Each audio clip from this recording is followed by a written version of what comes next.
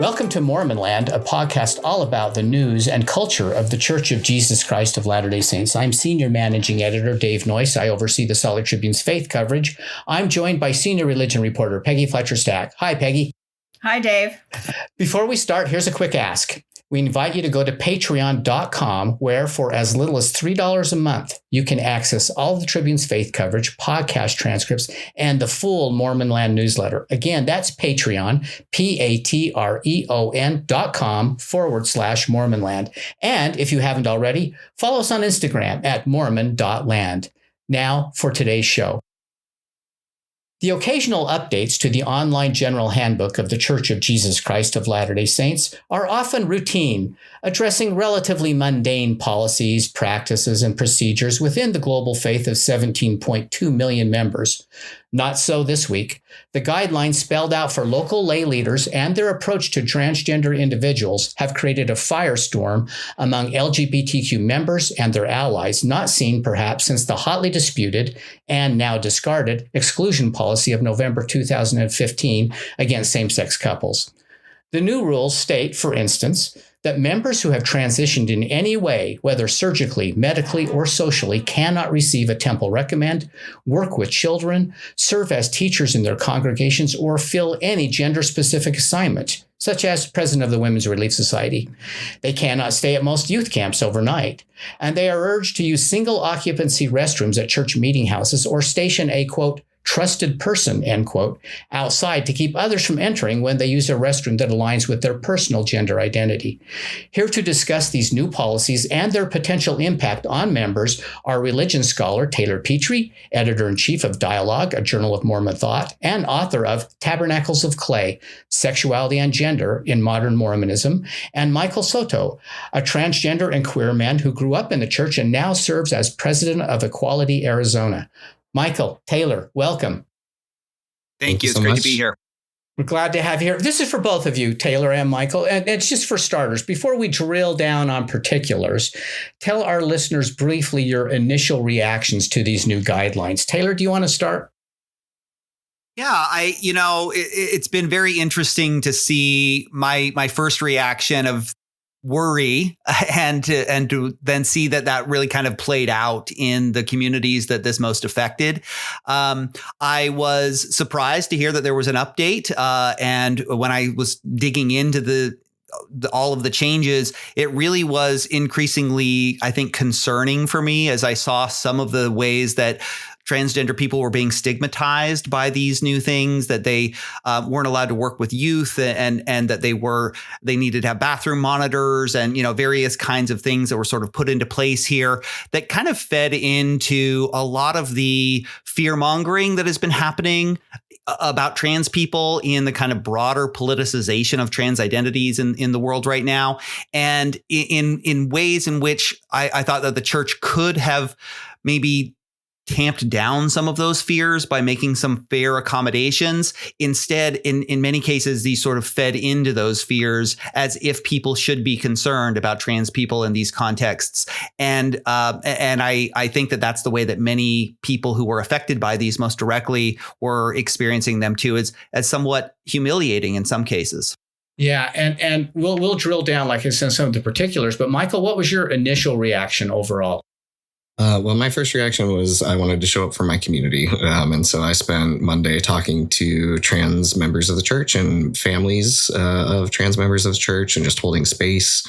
I work in civil society. I work in terms of equality under the law and in building LGBTQ communities. And so my job is always to hold space for greater safety and just listening to my fellow trans people and our families and friends. And so I did that on Monday and listened a lot, offered a lot of love and support to my fellow trans folks and our families. I think other than that, my next reaction was that I want to help the church know trans people better. Because I think when you know us, then you know that treating us the same way as you treat cisgender people is good. And that, I know as a trans person that safety in terms of bathrooms, it's trans people that experience a lack of safety in bathrooms. And you only know that if you know trans people really well. And so I want to be a bridge and a resource, and I want to help the church know trans people as human beings, so that they can, always keep us in mind and maybe have a better understanding of us as they make changes moving forward. So on this issue, I know there were other handbook changes, but we're focusing on these right now. Do either of you see any positives in any of the messaging? Were there some positives? As always, the church encourages, and I think that the church should be congratulated to a certain extent in that it's not worse, And I guess what I mean by that is they take a neutral stance with respect to the causes, quote unquote, the causes of transgender identity. Saying they don't know, right? Yeah. And in a way, not saying it's a mental illness or some of the other kind of, misinformation that is spread about transgender individuals. I think also that it encourages a, loving, respectful engagement is another positive thing. And that was in the old policy as well, and is reiterated here. And to the extent that that the church is committed to at least an ethics of inclusion, I think is a positive thing. Now, whether the actual policies and how this plays out on the ground, those are open questions here. But I absolutely think that the church is putting forward this ideal of a loving and respectful way of engaging with this issue that, frankly, other Christians and other Latter-day Saints don't always do. And so I'm appreciative that the church has stated that that's one of the principles that does guide its approach. However, may it fall short of that, but at least it's there. Yeah. Michael, did you see any positives? I would really agree with what Taylor said in terms of the respect, right? That God loves everyone, right? That everyone who wants it is a part of God's kingdom and Christ's love and all of those sorts of things. And so those are really important messages that a lot of faith groups and religions don't share and extend to transgender people or to LGBT people in general. And so I think those principles are something that I can support and relate to the church on. And in the civil world, I work with the LDS Church as well as many other churches on finding common ground around principles like that we are all worthy of equal treatment, of rights, right, of love and respect. And so, I think the hard thing with public policy as well as perhaps internal organizational policy is that it gets harder in the details, right, to make that a real experience in terms of every single policy. And so that's a huge challenge. We know that policy is never perfect. And so there's a lot of work that we can all always do to get closer to those principles and make them more real for anyone, whether it's American citizens or members of a specific church. So tell me about the negative implications of these policies for trans members of the church. Start with you, maybe, Michael. Sure. What kind of negative implications do you hear in these policies? Well, like I said, I've spent a lot of time holding space for folks and heard a lot of hurt and disappointment. I think just looking at the data, I'm a big fan of data. We have seen in our country over the last couple of years, the legal landscape changed drastically for transgender people. And the response from trans people and our families has been that we leave those states, right? That people that have lived in a city, a town, a state their whole lives begin to make plans and then execute on those plans to actually leave that place because they no longer feel welcome. And so I think that's the natural human thing that will happen with any organization, right? Whether it's a government or a church. If people don't feel that the policies align with who they are, with keeping their families safe, then they're going to likely leave those churches and states and other places. And so, my guess is that what we will see is some trans folks in our families will try to stay in the church and try to live with these policies as best they can and make decisions about whether they can stay or not as they move forward. Some people will leave immediately, right, and say, this is not tenable for me. This is not a space where I feel welcome, and now I need to leave. And then other folks will maybe kind of leave, come and go, right? Kind of take what they can and leave the rest. And so, that's an individual decision that everybody who's impacted by this will have to make. And I think we should respect everybody's decisions around that. We all have a right to associate with organizations, groups, and people that we feel loved and respected by. And that's a very personal thing. And so I think we'll see a variety of responses. It does make me sad for the church community because I do think there will be a loss of trans people who want to participate actively. And that's always sad, right? Because trans people, we're amazing. And we bring a lot to a community. And so if this does end up being something where trans people do leave the church and our families do leave the church, which we see more and more these days, right? When I came out, families tended to stay and reject the child, and now the opposite is more true, or increasingly more true, where families reject an institution and stay with their kids. And so I think it's a loss for the community of the church, certainly. Taylor, what negative implications do you see in the policies? Is there one that is worse than the others, or is it overall just? I think that the general thrust is that the new policies remove a lot of the space that local leaders had to really minister to trans people and to find appropriate ways of engaging them in their congregations and communities. And this new document and the new policies really undercut their ability to do so. There were many trans members who worked with their local leaders to attend the church meetings that most fit their identities, and their local communities were accepting of that in many places, not everywhere. But the old policy allowed for things like that. The old policy was a little bit more relaxed with respect to social transitioning, certainly allowed for a wider range of callings that people might be able to hold.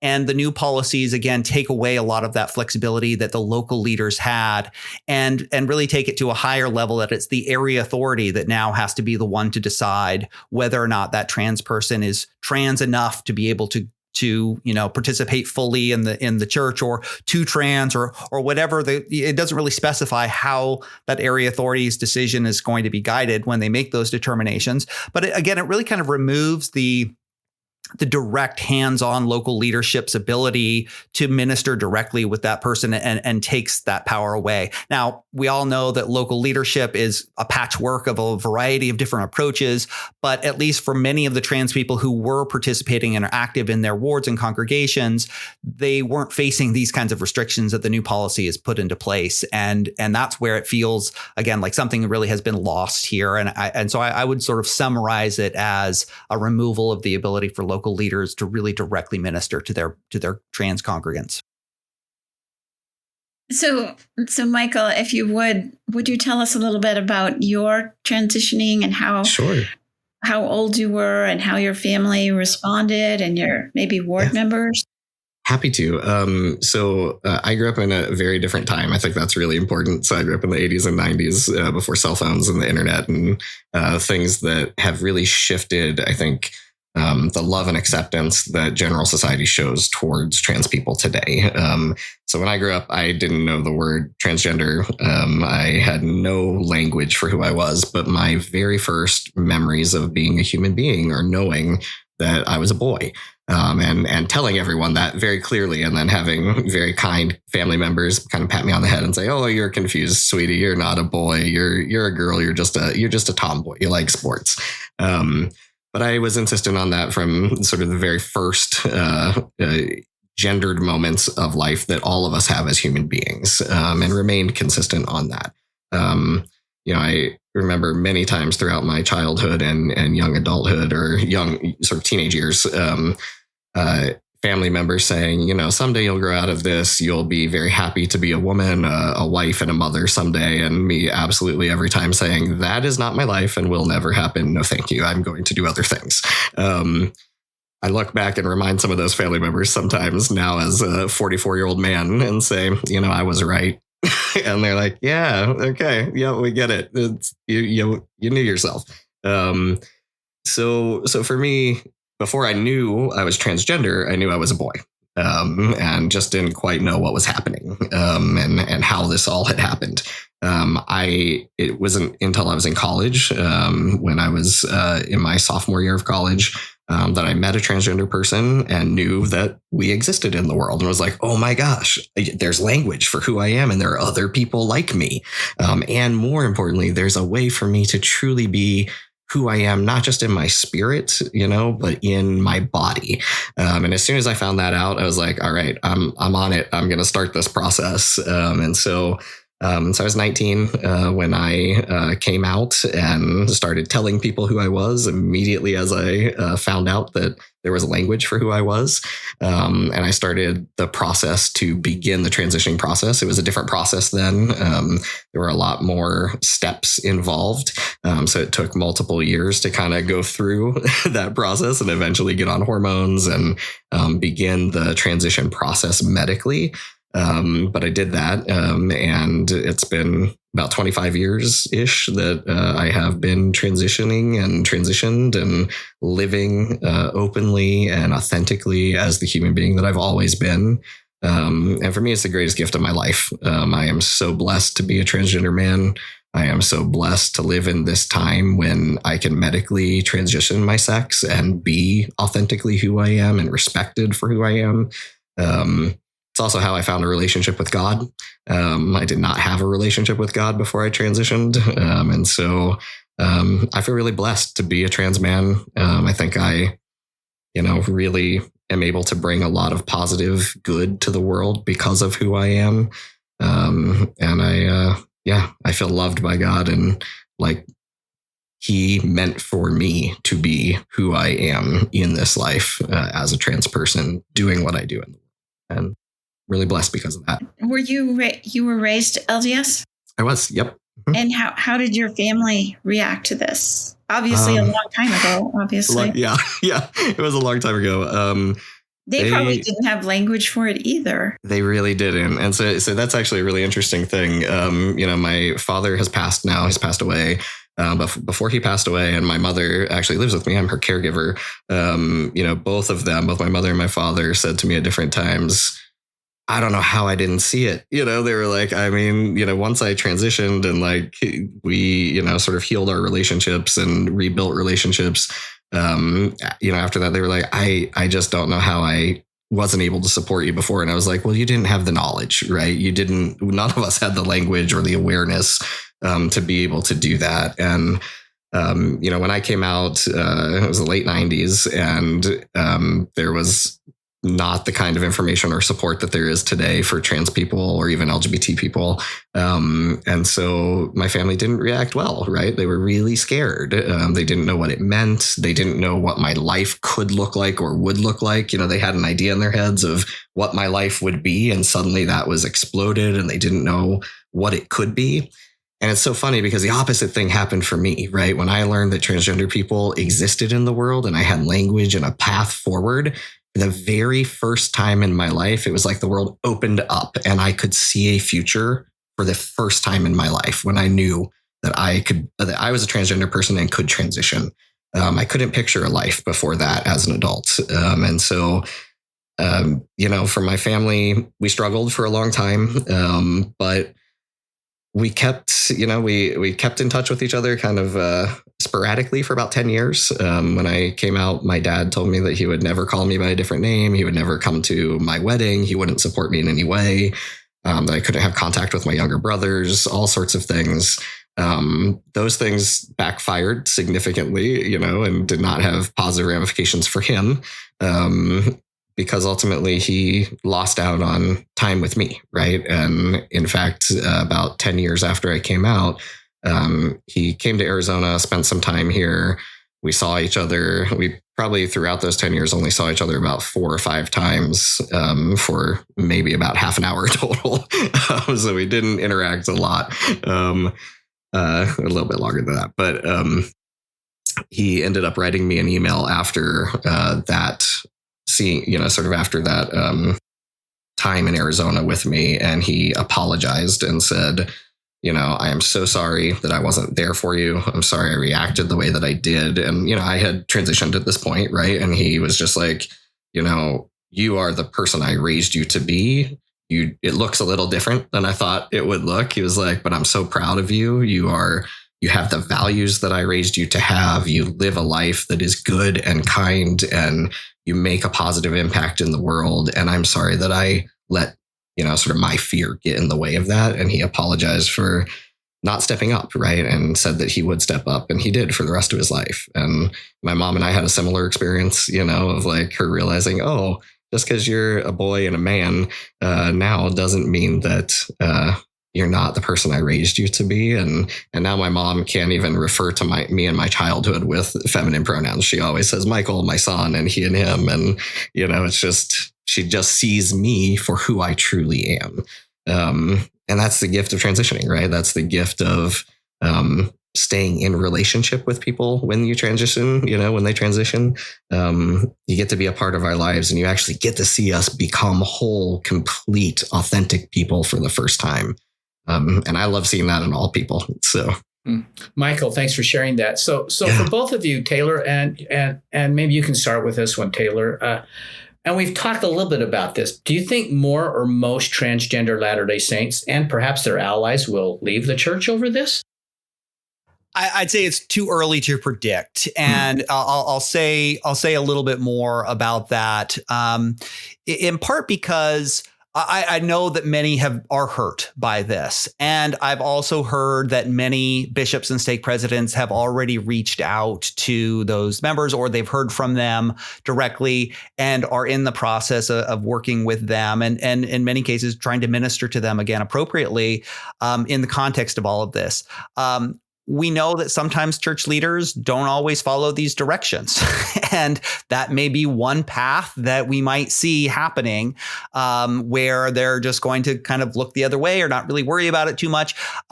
So, that puts a lot of pressure on church leaders to do that. But it's not clear, I think, really what the future is. Definitely people are hurting right now, and how local congregations and individuals are going to be able to work through that in their relationships with their trans members, I think remains to be seen. It's definitely a period of mourning right now, though. So I think it's worth, watching that and seeing what happens. Michael, I see you're nodding your head. You agree? Yeah, I mean, I think the policy came out like 72 hours ago, so I think we're still in the beginning phases here. I feel very blessed, and I think a lot of trans members feel blessed in that so many people have reached out to me and said, "I love you, I support you, I'm in your corner," and that's from just members of the church and their families to church leaders, and so that's always wonderful. I think. Trans people, I think the best thing that we can do in this moment is not be afraid to make choices that prioritize our safety and our mental health, right? And our well-being. And sometimes that means, prioritizing those boundaries, whether that's in interpersonal relationships or relationships with organizations. And that's a healthy thing to do. And so, no one should ever sacrifice their well-being, their personal safety, or their mental health for the sake of anything else. And so I hope that trans people and our families do that and take care of ourselves and one another. So I hear you guys talking about the hurt and the pain, and this is just all sounding so familiar, eerily, to November 2015, isn't it? What's your take on that, Taylor? At least in the early days of this. It's I definitely think that there are a lot of resonances there. Again, this, just like in 2015, this seems to be a kind of pulling back from or an escalation, an expression of fear about, the potential of new people being in our congregations that we're not totally comfortable with, right? And so there are definitely, I think, some similarities. And so it's possible, I think one thing that's always useful to keep in context here is that policies will change. Sometimes they will change in one way, sometimes they will change in another way.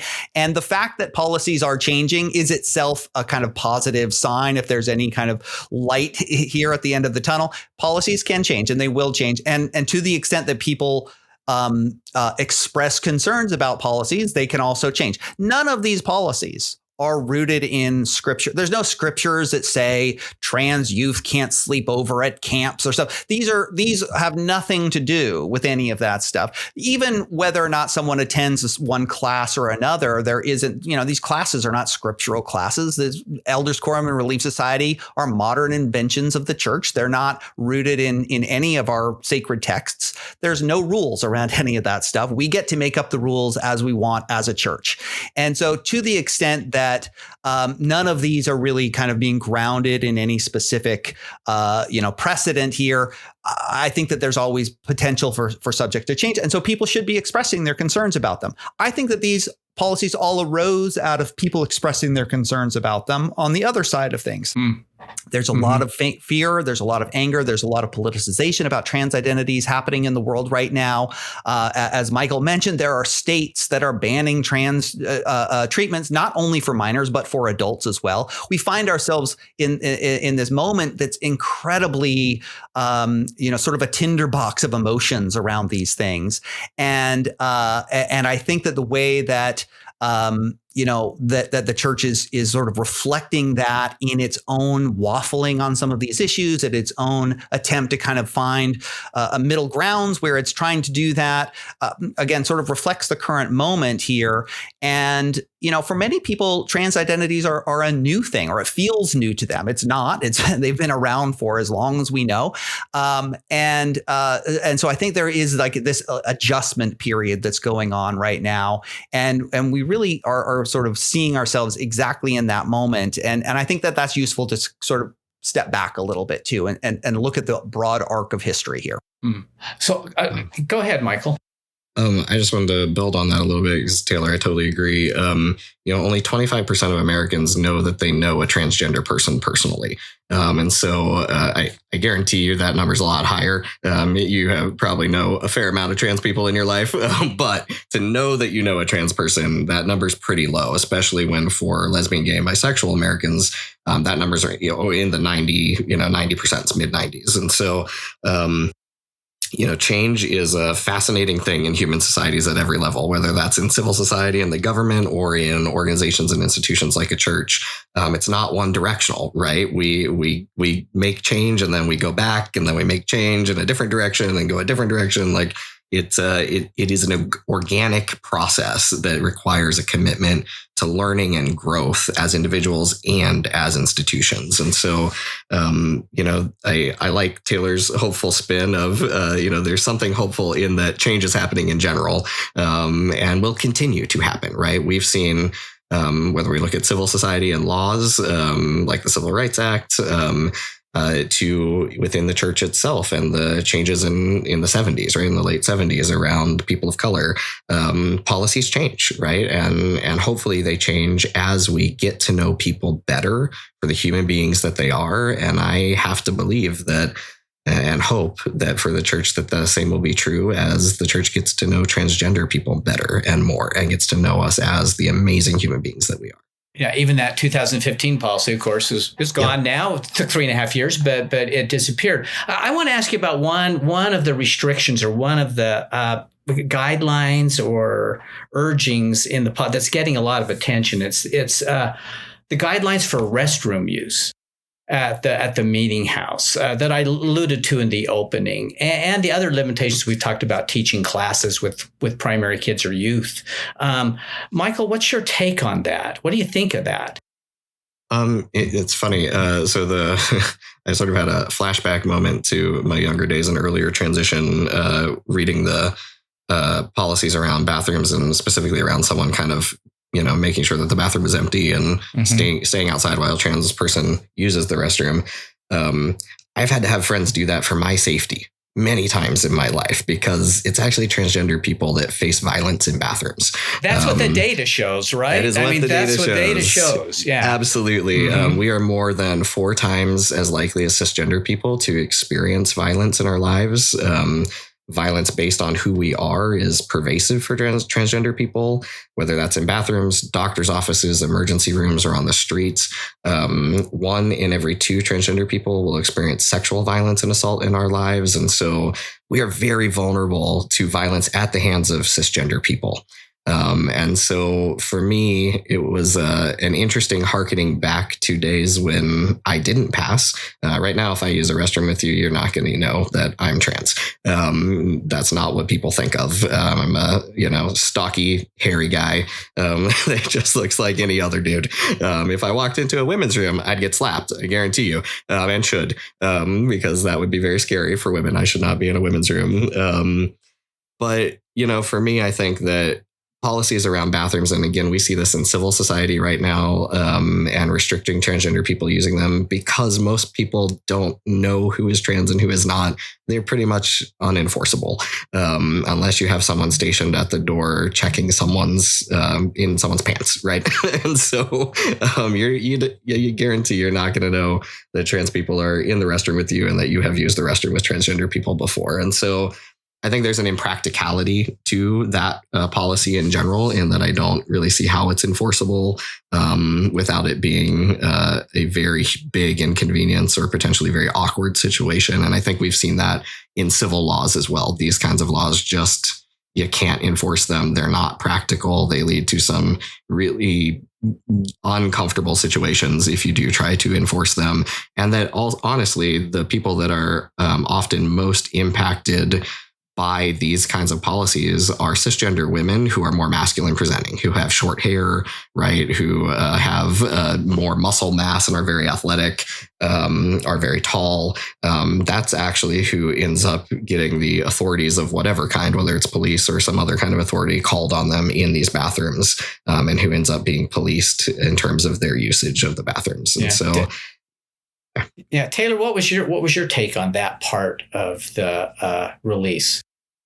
I think that it's fair to say that, it is a transition. It is a change for many people who are used to sexually segregated bathrooms, to make that change, or to be comfortable with that. My university transitioned to having gender neutral bathrooms a long time ago, and we have just lived with it, and to my knowledge, with no real incidents. And many institutions have done that. So for a lot of people, that has become normal, and it's not really a huge issue. I think Michael, rightly notes that many trans people pass without anyone's ability to sort of notice or tell. And so it would be, as it suggests here, very awkward for someone who's passing to such a degree that they are actually now forced to go to the other bathroom, And so there's been a lot of trans education about this, of sort of showing pictures of what trans people look like and saying, are you sure you want me in this bathroom? Right. I think back to for me, what was really a kind of like morally telling episode in the 1970s, when Spencer W. Kimball was giving a talk, and he said that he discouraged people from marrying interracially because of the stigma and the prejudices that might attend to them and their children. And I've always thought, I really wish that he would have said, you know what, everybody else, you should stop being prejudiced towards people who are interracially married. And that's the sin that we should be rooting out here, not the other way around. And I feel like this is where the church is now on that, right? Yeah. I mean, that's what's said now, of course. Yes. And I feel like this is an area where the church could lead out against prejudice against trans people by letting people go to the bathroom where they feel most comfortable, and saying to other people, you know what, we need to all just be a little bit more mature. We need to grow up. I mean, there were times again when going to the bathroom with someone of a different race was also considered very problematic, right? And that was in the lifetime of some of us here. And so I think that this is an area where the church can look to see where are the problems coming from, and what is the greater sin here? Is it going to the bathroom, or is it being prejudiced against people going to the bathroom? And that's one area where there's some room for improvement. What did you, Dave mentioned this in his intro, but what did you think about the not being able to be with children, teach, or, I mean, it seemed to suggest that trans people are dangerous to children, and a huge othering of trans members. How did you, Michael, what did you think about that? And then Taylor. I think it reminds me of a lot of sort of rhetoric around LGBT people in general in the 70s and 60s, like the Anita Bryant campaign in Florida and California to make it illegal for people who are out and LGBTQ to teach children as a profession. I think the truth is that there's a lot of misinformation, as I think Taylor and I have pointed out throughout this, about who transgender people are in society today, that is not about keeping anybody safe. It's not about keeping cisgender people safe or keeping transgender people safe. It's misinformation that causes harm to all of us. Trans people are not predators. We are human beings that just want to live our lives. And as I've pointed out, we are actually the ones who experience the lack of safety. And data shows that over and over and over again. And so, I think we should all do everything that we can to work against that kind of misinformation. Trans people are not more dangerous to children. And in fact, data shows that predators of children are overwhelmingly cisgender and heterosexual. And so, I think let's get to the data and the facts, and let's do everything that we can to work against misinformation that causes us to fear people that are different than us. And truly get to know trans people. And I think if we do that, you'll see that there's no need for laws or any other kind of policy that restrict transgender people and our interactions with children. And by the way, some of the best parents I've ever known in my life are trans people. They're awesome We're awesome parents if we choose to be, right? And we're awesome neighbors and family members and citizens. And tend to be really empathetic and thoughtful people because of what we've gone through. And I would think if I was a parent, that's the kind of person I would want my kid to be around. Taylor, did you have thoughts about that? Yeah, I'm so grateful for Michael's comments on that. And I want to say that, there's another aspect there's a way in which we've all talked about that this contributes, unfortunately, to stereotypes and fears and misinformation that trans people are predatory or dangerous towards children. There's another way in which these policies are really restricting the visibility of trans people in their wards and congregations. The number of callings that are now available to them is extremely small. If you can't be a teacher and you can't work with youth in any way, and you can't work in any gender specific roles, we're talking about like ushers and, family history coordinators and, and the activities person that's assigned to it, even though you can't be called to an activities leader anymore. The number of roles and space for trans people is really shrunk now. And I think that contributes, unfortunately, to the problem of making them invisible. And it sends the message that you're not really fully welcome here. And that's, I think, one of the problems. So yes, it definitely, is maybe based on some misinformation, but it just really alienates people and makes them not a fully part of the community in a way that is the exact opposite of what trans people need. And as Michael mentioned, doesn't really fully utilize their talents to contribute to their congregations and wards. And so it's really a missed opportunity for both communities to segregate them, to make them invisible. Taylor, I just want to add one thing really quickly, because I think while that's perhaps an organizational missed opportunity for the church now, it does create an opportunity for us as trans people and allies and families and friends of trans people to make us visible. One of my dear friends, he's a dad of an amazing trans woman. He wears on his lapel for work, anytime he's everywhere, he wears a little trans flag pin. And when someone asks him about it, he gives it to them. Shout out to Corey, my dear friend. He's an incredible ally. He's always advocating for respect and dignity of trans people and always visibilizing trans people and our families. And so there are opportunities for us to be visible in any community, especially if we organize together and do that work. We know this already from so much of the activism that's happened in the LGBTQ movement for years and years, that getting to know someone is one of the most important things for changing people's perceptions. And so I'm just so grateful for the work that Michael and others in his community have done here to let people know. and that's such an important piece of all of this, to bestow humanity, to bestow the kind of expectations of respect that one needs here. And so, that's why I think like the invisibility can just be so harmful here, because it prohibits people from making and building those relationships. So to build on that a little bit, Taylor, short of completely reversing all these policies, what could the church do to help trans members feel more welcome? Oh boy. Well, they never ask me, so we'll. So I don't know. I think that there are. I think it's important to acknowledge that there are some ways in which the church's current teachings about binary gender make it very difficult to reconcile with the real lives of people whose identities don't conform. That's trans people, that's non-binary individuals, that's intersex people.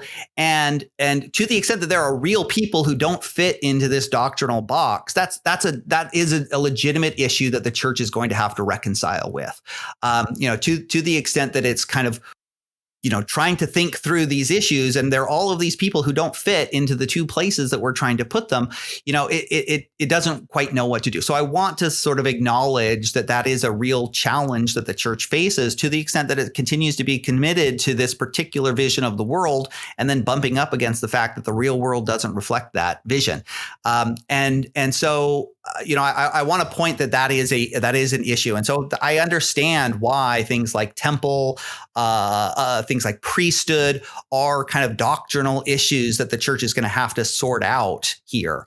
But there are so many things that don't fall into that category here. And there are ways that other institutions have sort of modeled how to be more inclusive and how to be more accommodating here, where I think that a fuller kind of membership is possible, because that was what was happening from 2020 until now for so many individuals. Again, not universally, not everywhere, certainly, but bishops were working with local members in order to find spaces, in order to ways that they felt welcome enough, at least. And so I think that kind of looking on the ground for how different congregations have been successful in retaining and including their trans members is one place that we just absolutely need to look. This is happening from the ground up, and that's where I think we can see some places for inspiration and future guidance. I would say, I think as human societies change and grow, sometimes institutions are not capable or best suited for or ready to or prepared to support marginalized people. And I think right now, the church is not necessarily in a position where it is an institution that can support transgender people. And so the question that I would ask is, what can the church do to know transgender people better? To learn how to love and respect us as we love and respect them, to be in relationship with us, in deep relationship with us, to learn about our lives and the pervasive safety threats that we experience, and then learn how to be our ally and our friends and our neighbors, and to live up to that calling of Christ to love one another. And so I don't necessarily know that the church is in a place to support trans people, and really my my call to them, my sort of action item is to learn from trans people, be in relationship from us, and maybe don't try to support us right now, because I think there might be more harm than good that comes from that. So let us teach you for a little while. I want to close with one more question, Michael, specifically with you, though. Taylor, you may have thoughts on this, but Michael, you lead Equality Arizona, an advocacy organization. Could the church find itself at the center of protests or other backlash over these policies? They did in November 2015. Certainly. I think that that naturally happens quite a lot. We live in a very politically turbulent time, right? Even with the DNC happening this week in Chicago, we're seeing hundreds of thousands of sort of further left protesters protesting the Democratic Party, right? And so protest happens a great deal in our society, and I am I'm a First Amendment proponent in all the avenues of the First Amendment, and believe very much in freedom of speech and freedom of expression, as well as freedom of religion. And we all have a right to express our dissent, our dissatisfaction, and to organize around that. And so there certainly could be those kinds of ramifications. For me, I think that there are many ways to create change, and we should engage in those ways as respectfully, kindly, and compassionately for one another as possible. Because, in lots of ways, I think my job's a lot easier than the church. My job is to create equal treatment under the law for all people. That's really different than trying to reconcile ancient religious texts in many ways, right, with modern society. That's an unenviable task for me. I would not want that job. And so, I'm here to be a resource for the trans community first, for the church, for everyone. And I would say if there are protests, if there are actions, let's try to not judge people, right? Let's listen to the hurt that people feel. Let's make space to welcome people even when we're upset, right? And that's, I think that's what Christ would do, would make space for people, listen to people, and try to find a way to move forward. Taylor, you have any final thoughts? I think that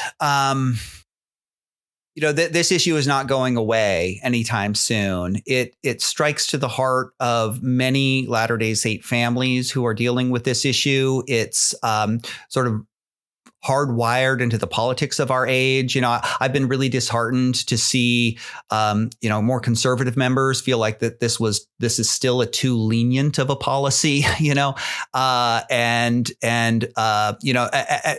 just, this is an issue that is going to continue to divide the church. And I just want to express my sympathy for those who are trying to find balanced solutions to all of it in this difficult moment.